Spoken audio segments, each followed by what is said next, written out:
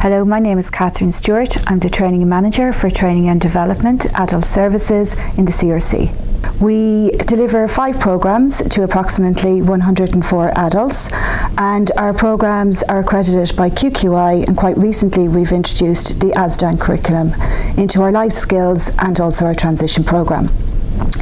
Underpinning all our programmes are community participation, active citizenship and self-advocacy. Training and development implement the HSE New Directions policy. We want our adults attending the centre to have a good life, to do ordinary things in ordinary places. Training and Development Centre is trying to move away from the traditional service delivery of 9 to 5 by supporting the adults outside those particular hours. We attend quite a lot of events and social outings in the evening. Self-advocacy is an important element across all our programmes, and we encourage and support the adults to attend seminars and conferences dealing with issues that are particular to them. Recent seminars the adults have attended are the Social Inclusion Forum in the Aviva Stadium, and also in Tullamore the Transition Programme attended a seminar on assistive technology. We believe for community participation to be sustainable, the adults need to be seen within their own communities, and we are delighted and very excited that we opened a service location in Killester, and we hope to open a second service location in Clongriffin. Hi, my name is Noel Carroll. I am the Community Education and Employment Coordinator for Training and Development. My role in Training and Development is to look at educational resources and community resources and community education, as well as formal and non-formal educational links that we can make for people across training and development. Some of the programs that we're running with at the moment are QQI, ASDAN and GOSHKA. On the transition program, 8 adults out in their local communities working either in an area of their choice in employment or in a community-based project such as a community garden. When working with employers and setting up work placement programs, there has been a number of challenges such as accessibility within the workplace, transport options to the workplace, and staff training in and around disability awareness. Within community education, we try to source programs close to the adults community, if not within the adults community, to offer the best opportunity for natural support to develop to support that adult within education and their local community. Using the groundwork from our Human Rights Officer, we applied for funding through Erasmus+. We were successful in our funding opportunity, and we are now running an Erasmus+ project on the Right to Decide. I'm a key worker in the transition programme, and I've worked in the transition programme for about 2 years now, working around Tamika's likes and dislikes. And then when we figured out what Tamika wanted to do, we did a one-to-one timetable with Tamika and went forward from there. Part of the role of a key worker is when one of the adults decides what they would really like to do. One of Tamika's passions that she wanted to do was trying to get a work placement in the community.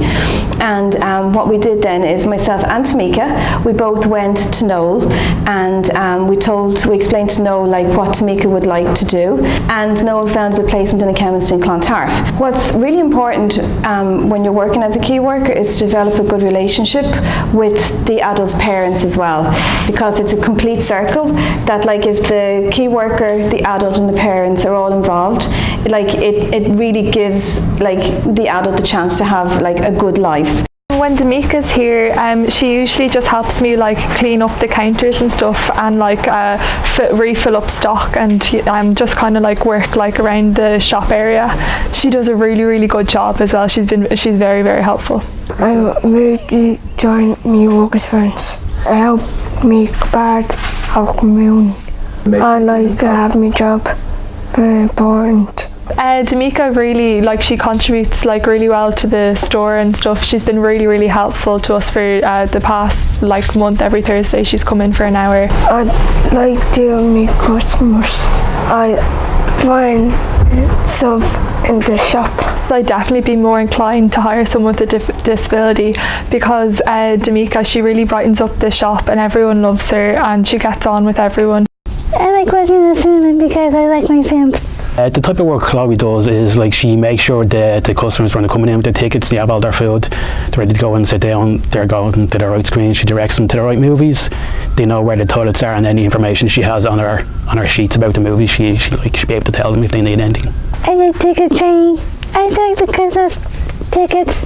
I saw them to the screen. I really like meeting new people. She's like anyone else who's looking for the job, something to do, something to find purpose in.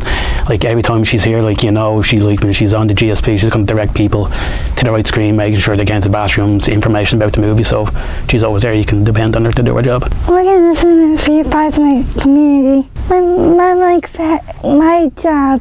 Having someone with disability work in our team, it's like, to me anyway, it's not very different, because they're another person who's doing their job. You know they're going to be there to do their job like everyone else. So it's like, for me, it's not really any different at all. It's just like another work colleague. I think Aiden would be very, very interested at hiring people through the supports, even though they have done so in the past. But like, if there's more supports there, it is like, it makes it easier for both.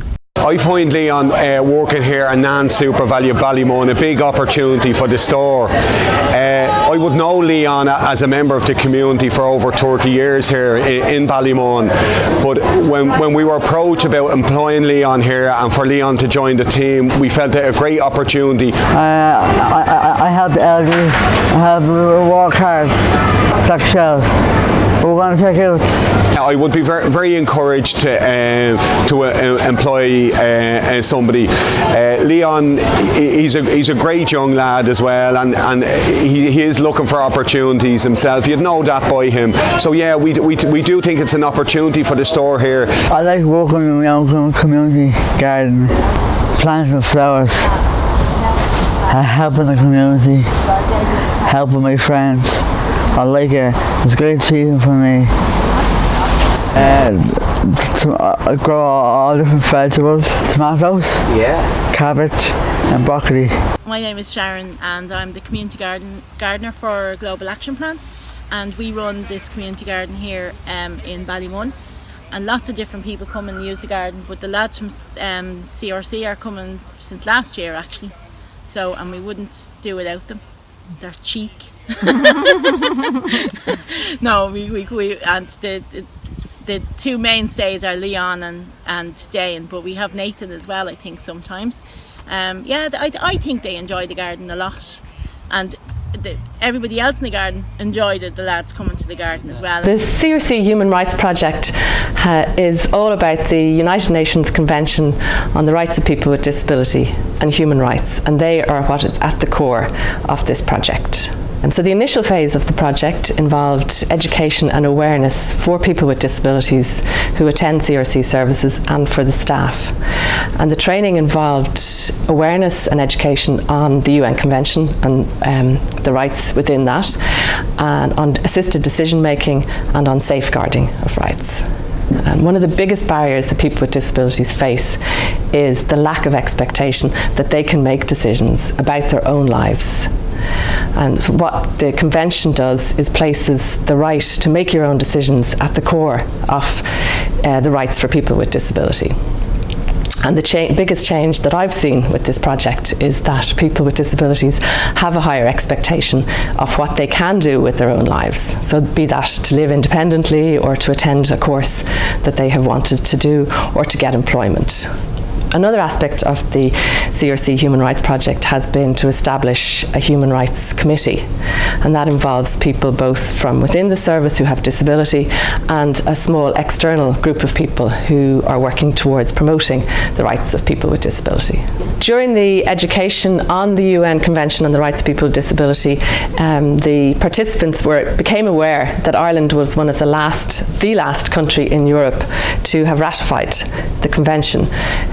So during 2017, a number of protests were held, led by people with disabilities from the CRC at the government buildings to really promote and to protest for the rights of people with disability to be recognised in Ireland.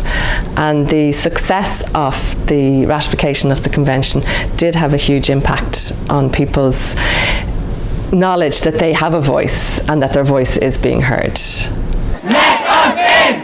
Let us in! My name is Connie and I'm out here to be heard, like every one of us.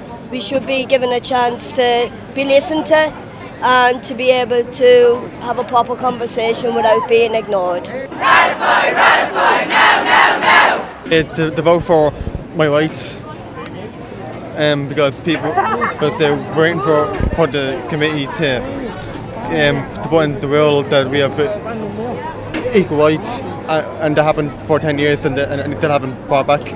My name's Deontay Troy and I have the right to live. And I'm here today to get the rights for people with disabilities to equality, because they all deserve to be treated the same. So now it's our turn to fight with everything we've got to get the rights, not just for ourselves, but young people coming on. So come on, Ireland, get up and fight!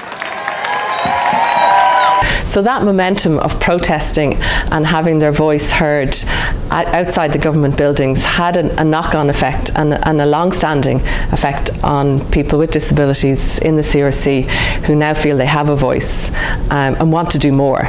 So they want to protest more, they want to see better recognition of their rights within Ireland.